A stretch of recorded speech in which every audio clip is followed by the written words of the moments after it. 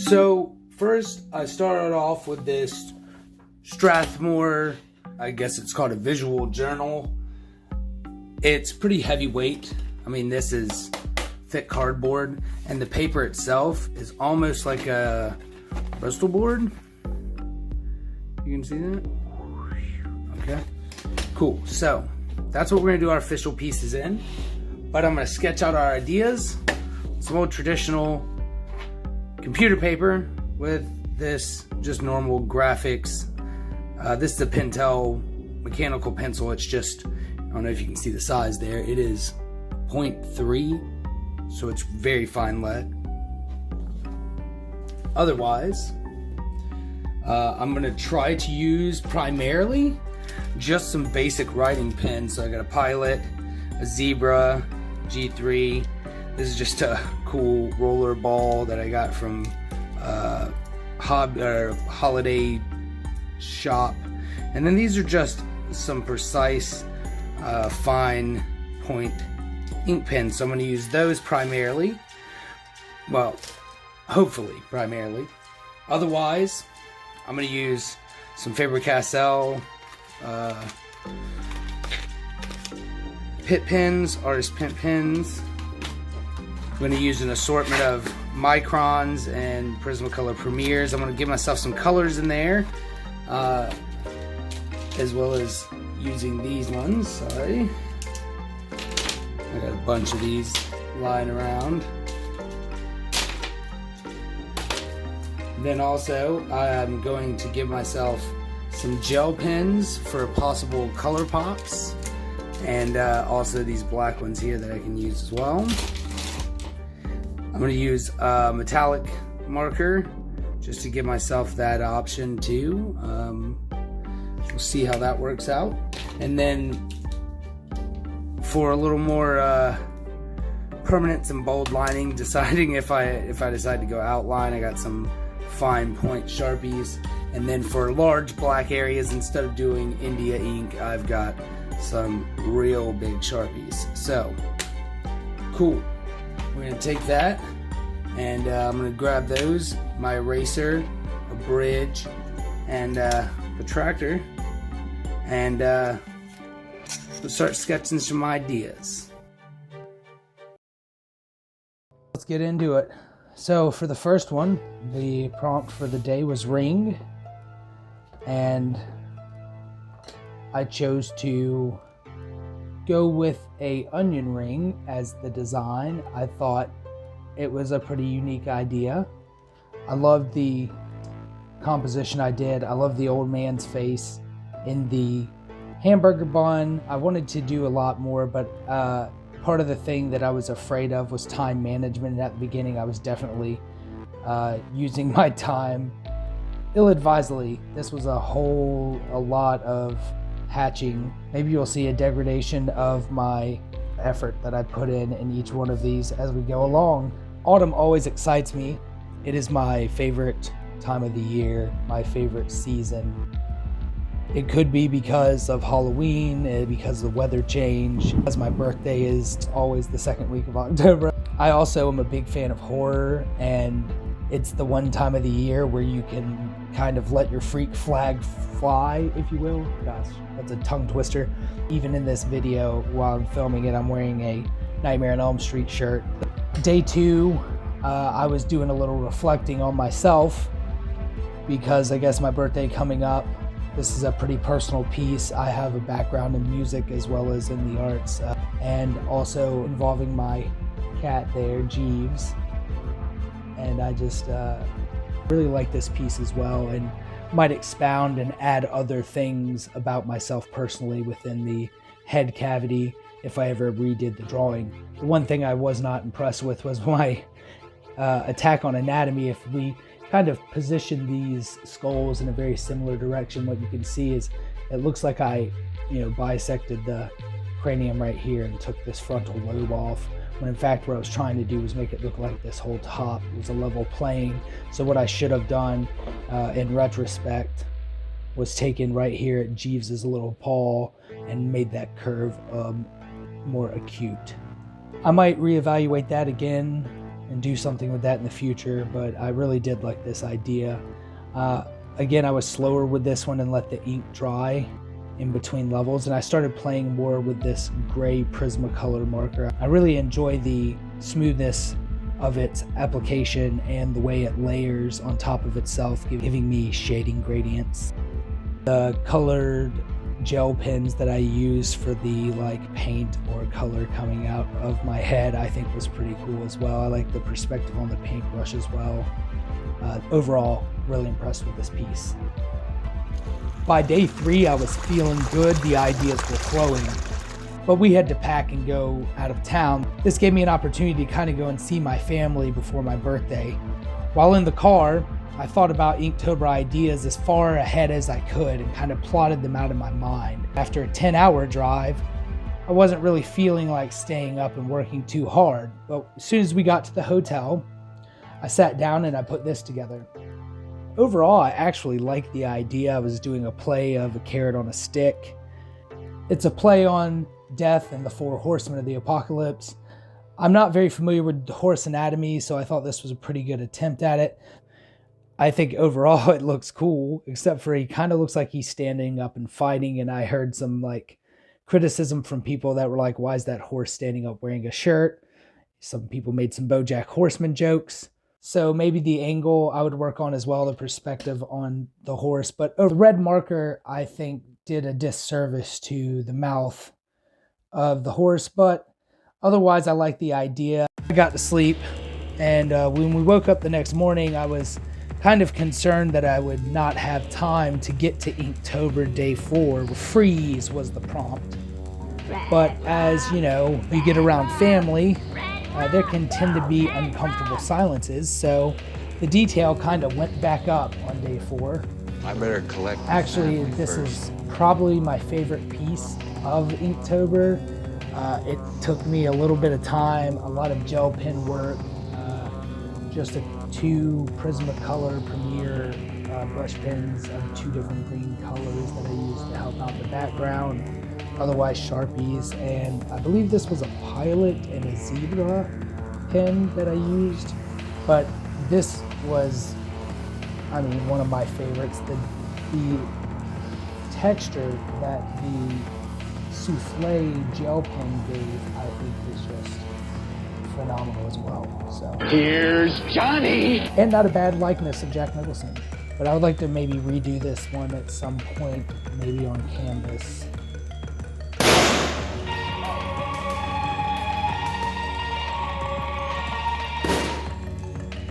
Jen and I ended up staying late into the evening that day, watching the sun go down over the farm, the olive trees, and the peanut field. Day 5's prompt was build, and I got this idea partially from a James Gurney video. I'll leave a link in the description to watch his painting of what he calls the Super Colossal Mario. It is a beautiful little painting, but it inspired me. I was still out of town. Once I got back to the hotel, I stayed up for a little bit and worked on this. I really like the idea.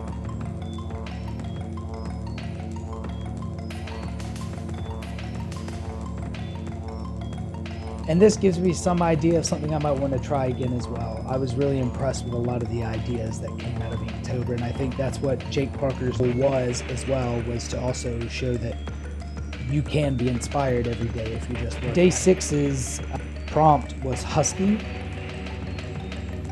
I ended up doing this piece, which was basically a tamale, and I kind of like it, but I didn't feel super inspired to draw anything. And as a kid who was actually called Husky, that's all I could think of, and it didn't feel the least bit inspired. This was my, I guess, more inspired piece, and I really do like the way the cast shadow from the string wrapped around the husk. That again is that Prismacolor brush pen, gray brush pen. I think it looks awesome. It gives it just the right kind of pop and depth. Day 7, I was getting back into the flow. Immediately upon hearing the term enchanted, for some reason, I was back to my childhood. I decided to do a piece based off Eureka's Castle. Now, if you don't know what Eureka's Castle was, it was a children's show. Awesome. or was awesome as an adult. It doesn't hold up, I'm going to tell you that, but I thought that was a cool idea. For some reason, I had done prompt 9 on day 8, so I just skipped 8 and then realized days into it that I was off. So I had to go back and do prompt 8, which was frail. And I thought of all the things everybody else did, old, decrepit, all the synonyms you could think of for frail, but for some reason I couldn't stop thinking of feeble, and it reminded me of skateboarding. So I did a feeble grind. I even put, if you look right here, I just put feeble grind underneath it there. But yeah, I thought that was pretty cool. I used to skateboard myself and actually still have quite a few friends that are skateboarders, so that's kind of an homage to them. It was quick, easy. I liked using contrast and shadow to make lines. I also was kind of trying out 5-point perspective or fisheye perspective, and I think I did a pretty good job with that. I really liked the way the stippling worked, giving the texture of the grip tape. It's not too detailed. There is more line work. I always tend to do line work even if it gets covered in shadow and in darkness. You can kind of see that beneath the shoes there a little bit. But overall, I love the perspective. And I might actually look at this one again as well. Day 9's prompt was swing. And I immediately thought of ghost videos on YouTube. I don't know if anybody's a fan of Chills, Duke's Tops 5, or any of those channels, but I love the paranormal and ghost, Now TV, King Frostmare. Shout out to all those guys. I'll put the links to all those channels as well if you're into horror. I really like horror and being creeped out. I really wanted it to look like this swing was just like flailing about, and I think that could have been executed a little better. It looks kind of like it's hanging on that fencing behind it. I'm not as familiar with using inks. I'm a pencil person myself, so this was very difficult for me trying to figure out how to make those shades happen. But overall, I think the idea was spot on and perfect.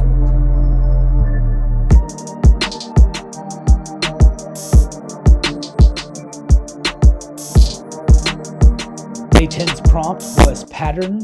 Immediately, I, right off the top of my head, thought of Pattern Recognition, which is a book by William Gibson. It is creepy, it is intense. I'm not going to sit here and give you a synopsis of the book, only to encourage you to go to your library or wherever your discount books are bought, or your bookstore in your local neighborhood, and try to get a copy of Pattern Recognition. It's a great book. The character's name is Casey, like Edgar Casey.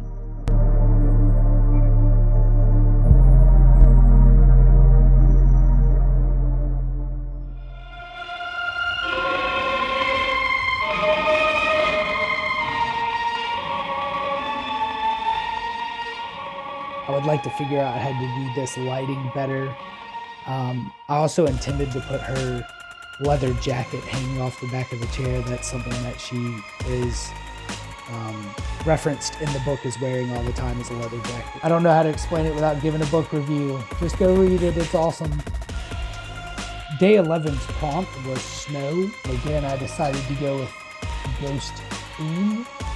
I know most digital TVs don't give TV static like that anymore. If you found a channel where the broadcast had stopped, or you weren't able to pick up that channel, it would suddenly turn into these like TVs would do this sometimes, and I'm always going to attribute it with ghosts due to movies like Poltergeist. But I also thought it was a pretty cool attempt at that with pins, thin shadow person. Also kind of left their torso independent of the rest of the body and floating over that couch arm just to up the creepy factor.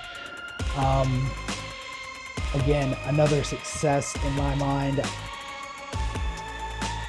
Prompt 12 was dragon, and I have always been a fan of the Komodo dragon. I did a report on them in elementary school. For some reason, they've always fascinated me, and I went in and sketched out a female and a male. This being the female, that being the male. I got an actual pretty interesting response from reptile blogs on my Instagram and whatnot. I don't follow any reptile blogs, but they found these during Inktober. I really like the hatching technique I used on the bottom of this, the red pen to pop the mouth to give it that depth. Also trying to work on putting in textures, just the textures in this I was really impressed with. The prompt for day 13 was Ash. I actually got the concept of this from another YouTuber as well. I'll put the link in the description to their social media as well. Pretty inspiring. And as someone who I said has battled with smoking for years of my life, this has kind of inspired me to want to take back my life from that. So another good thing from October. Day 14, the prompt was overgrown. I'm going to have to leave a little blurred spot right here just because, you know, monetization reasons in the future. YouTube has a weird policy about nudity, but I decided to do a very obese man.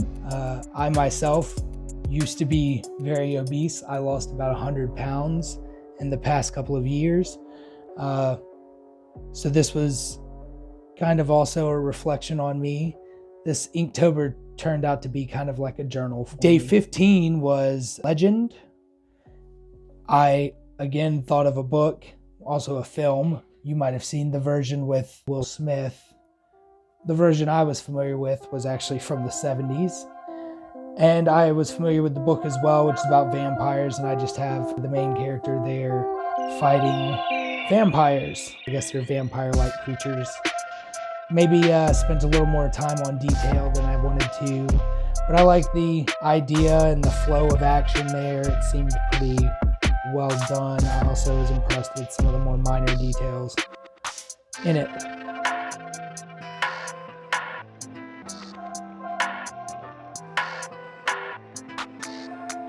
Day 16 was Wild. For some reason, I thought of Conan the Barbarian. I was pretty impressed with my anatomy on the back arm as it was in flexion. I love that movie. It brings me back to my childhood.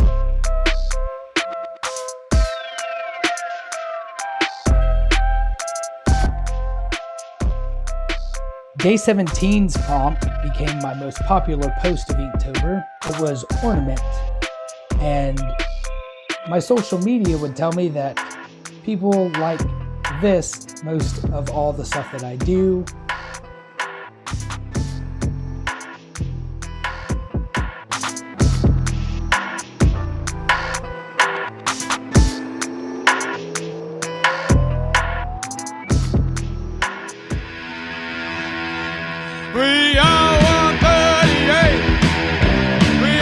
Misfits are one of my favorite bands of all time.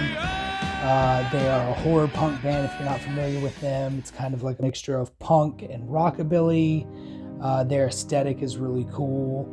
It kind of has this 1950s, 60s sci-fi and horror vibe. All their songs kind of have to do with that as well. These are three of my favorite members. I think only two of them actually are long-term members. But Dr. Chud is one of my favorite drummers that they ever had as well. I didn't include Glenn Danzig for anyone who is a Misfits fan. I did consider it, but I didn't.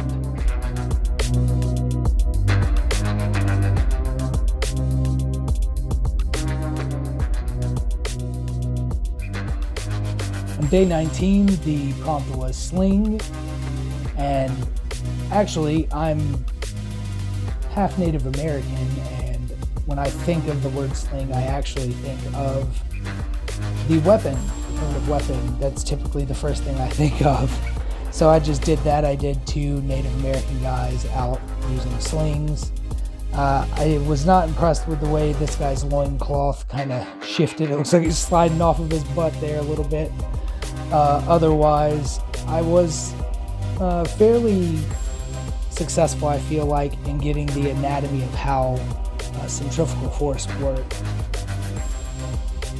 Maybe something to be said for that.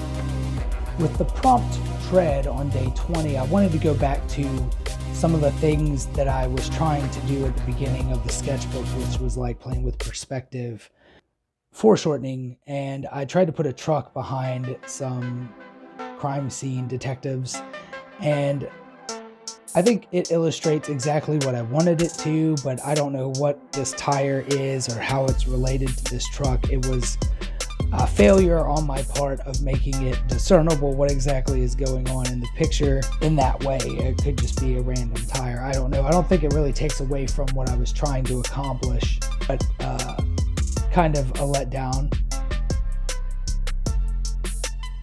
I like the idea of doing crime scene art, so maybe at some point I'll do something similar like this again. Day 21's prompt was treasure, and it automatically made me think about my own life and what things I treasure, which made me think of my family and friends. And for some reason, that related back to Frankenstein's monster. I think because one of the major themes of that story is loneliness. The little girl that he tries to become friends with, the mob of people that are chasing him out of the town. I also wanted to play with grayscale and try to give it different depths and colors to kind of force you to see different things at different times. I think it's semi-successful. And again, something I may want to do with more time and more focus. Day 22, we went retro again, trying to work with these Prismacolor markers, but I think the ink wasn't quite dry and it just kind of dragged some through there. I don't mind it so much here. It kind of gave me a little bit of depth on his gut, a little bit of shadow in some areas, but overall I like the concept. Again, I think it's kind of cool, and it kind of gave me the feeling of, you know, Casper's brothers, or whatever they are, his relatives that were ghosts that were always there. These kind of like fill in for him. Plus these are like the bad boy ghosts. I thought it was a cute idea. The prompt for day 23 was ancient, and I thought of another Nickelodeon show from when I was a kid, Legends of the Hidden Temple, and I just did the host there, and the stone talking guest co-host, I guess, from the show. I wanted that thing. I wanted that thing so bad as a kid. I was going to get my sister and I in shape. We were going to get some helmets. We're going to get that thing.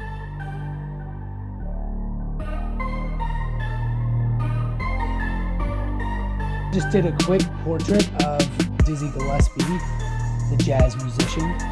I thought it came out pretty good. He has a very distinctive mouth shape when he blows on the horn. So I just wanted to mimic that as, or at least give the impression of that effect. Again, I don't know how well I could have done this any different until I have more experience with the markers and ink, but I thought it was pretty cool. I did also become a little sloppy and drop a little bit of my dinner on there, so be more responsible with your artwork, people. You don't want that to be what you have lying around.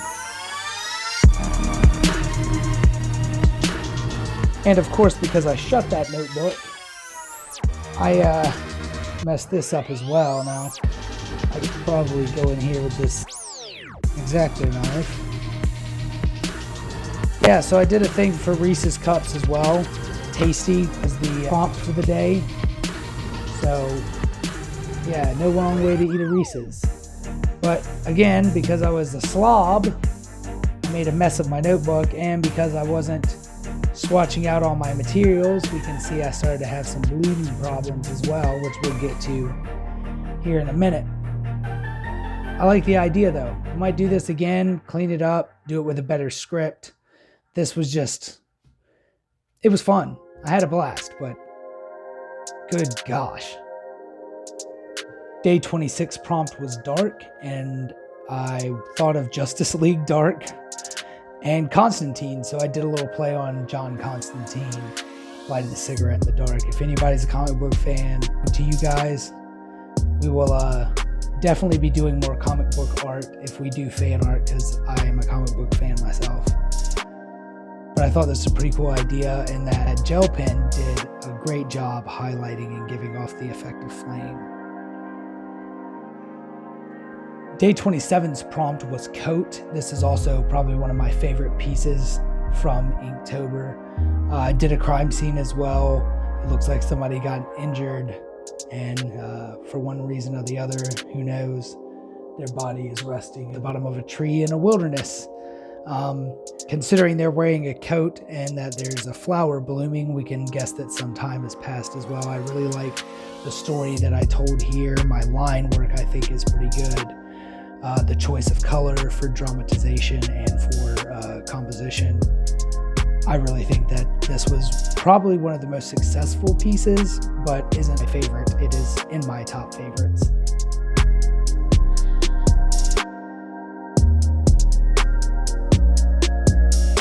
The prompt for day 28 was ride, and I chose to do, again, another horse. I think this one was much more successful than that other horse. If we compare the two horses, this horse is much more of a success. So I used the composition line within the boot here to give the effect of the eye with the color to shoot you back around. Back at this sandworm, graboid. Must be a million of them. Nope, just one. From Tremors, that's what the monster I chose to put in this one, and kind of in front of a sunset or a sunrise or whatever in the desert.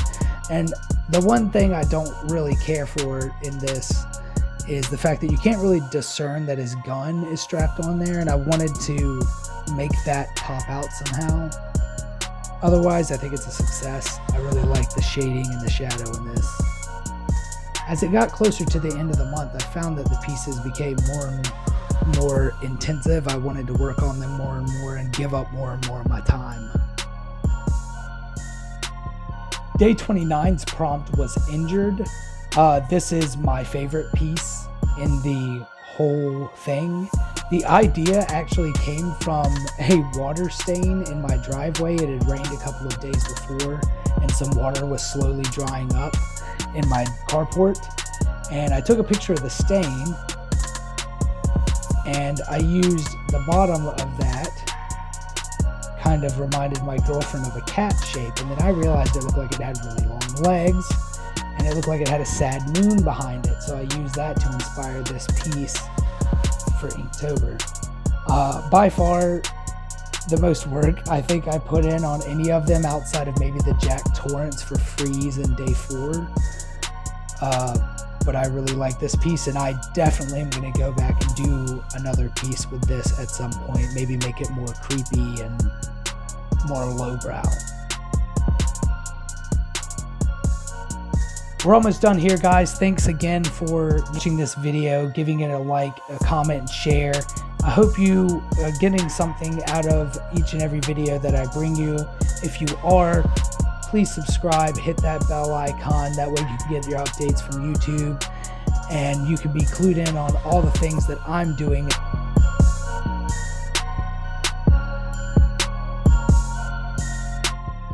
Day 30 came up, and its prompt was catch. So I drew this pretty graphic cartoon of a mouse getting caught, a mousetrap. I initially thought of doing like an old Ren and Stimpy style zoom in, hyper real, like they did it a lot in SpongeBob as well, where they'll take and like zoom in and make something look really detailed in order to show how graphic it was. But I like what I came up with, the coloring. I think this cheek jowl that's caught underneath the bar came out really cool. I think the teeth came out really cool. The ears I would have worked on differently, but overall I was excited that I was actually on track to finish Inktober on time. So by this point I might have gotten a little lazy, but I think it's actually a success, and I may want to do it again. It is another piece that I might want to reevaluate. I did a little play on that. Did a little character hitting on two attractive women, one carrying the other. My girlfriend is actually quite embarrassed by this picture, and I can understand why, but it is part of me, and I think it's hilarious. You guys get to see. I ended out there, of course, with my date in October 2019. So that's my sketchbook for the year, guys.